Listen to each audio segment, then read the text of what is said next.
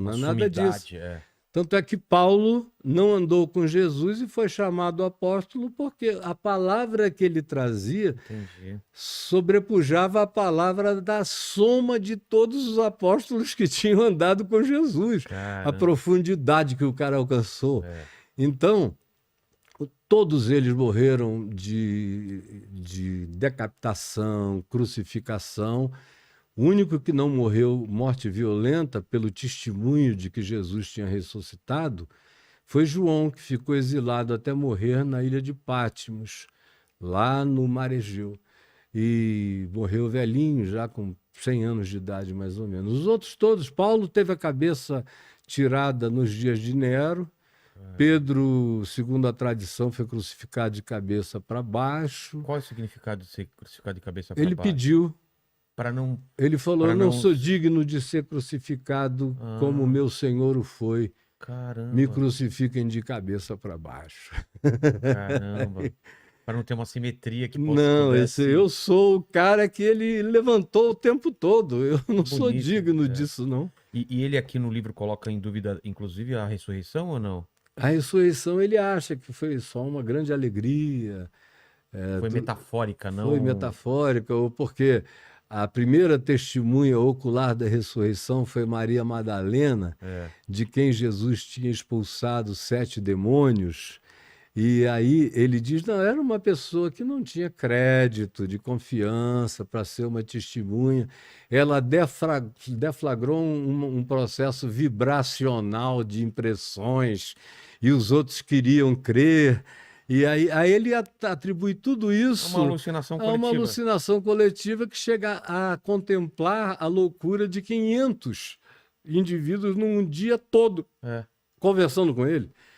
E depois ele vai assunto aos céus na presença de quase 200. Ah, é? É. Acontece isso? Isso, no livro de Atos dos Apóstolos aqui está dito, né?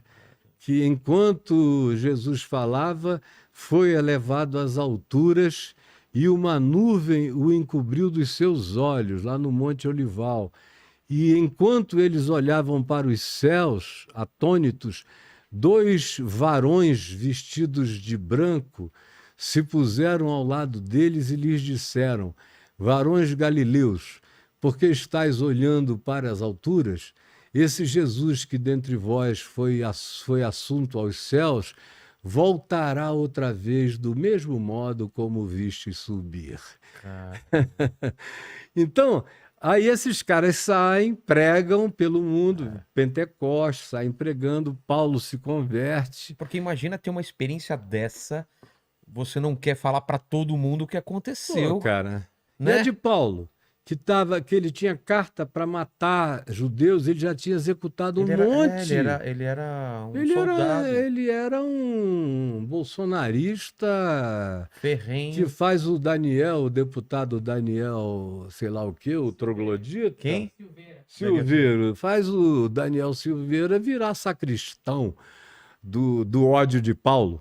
Então, Paulo odiava e ele prendia, obrigava a blasfemar, torturava e matava. Ele matou. Ele mesmo diz, escrevendo aos Tessalonicenses e em outros lugares, eu matei e os obrigava a blasfemar, se não blasfemassem eu matava. E ele estava indo para Damasco, na Síria, porque tinha uma comunidade de cristãos escondida lá, ele queria pegar todo mundo e matar.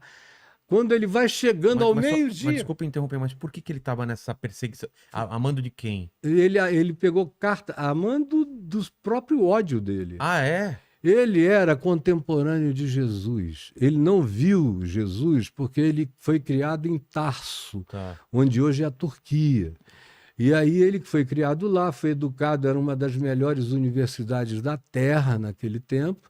Depois ele foi ser educado no judaísmo como fariseu aos pés de Gamaliel, que era um dos maiores rabinos da época. E ele tinha um primo, Barnabé, que se converteu loucamente e acabou vendendo tudo que tinha e doou para a comunidade de Jerusalém para atender a necessidade dos pobres, que eram muitos naquele tempo.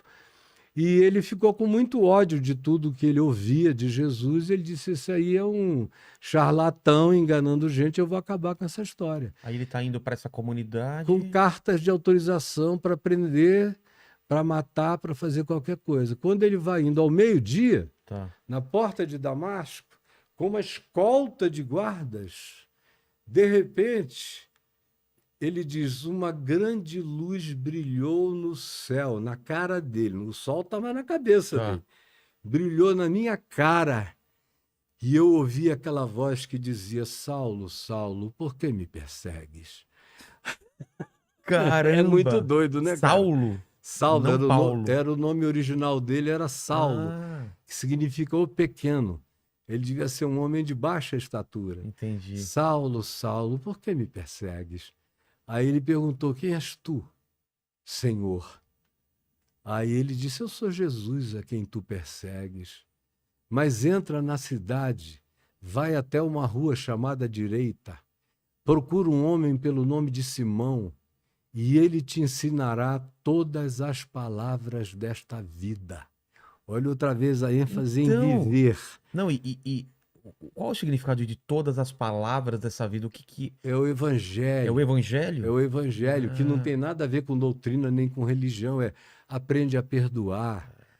Não entres em vingança pessoal. Ore pelo seu inimigo. Ame o seu inimigo e ore por aquele que te persegue. Não adianta transformar quem não quer a natureza das coisas que você está querendo. Portanto, não jogue pérolas aos porcos. Construa sua vida nas bases do que eu estou ensinando, que é como construir uma casa na rocha. A alternativa é como construir uma casa na areia, que vai afundar. Aí ele vai ensinando o que é ser feliz, das bem-aventuranças. Ensinando, pratique isso, você vai ser feliz mesmo. E ele vai, então, de encontro com essa pessoa para escutar, então, a palavra. Aí você vai aprender as palavras dessa vida. E aí ele vai, fica cego. Depois do encontro, ele fica cego. Ele disse que umas escamas cresceram nos olhos dele. Quando ele entrou na casa desse Simão, Simão falou para ele: Paulo, irmão, eu tinha medo de ti. Mas Jesus falou comigo, um anjo do Senhor me disse que tu chegarias aqui, era para eu não te temer, porque tu agora és meu irmão. Aí impôs as mãos na cabeça de Paulo, as escamas caíram dos olhos dele, ele batizou Paulo e começou a discipular Paulo. Quando chegou o sábado seguinte, Paulo era um cara que estava tão tomado por essa erupção de Deus na vida dele, que ele foi à sinagoga dos judeus em Damasco e começou a contar a história do que tinha acontecido com ele. Aí começaram a querer matá-lo na hora, e o rei de Damasco, Aretas,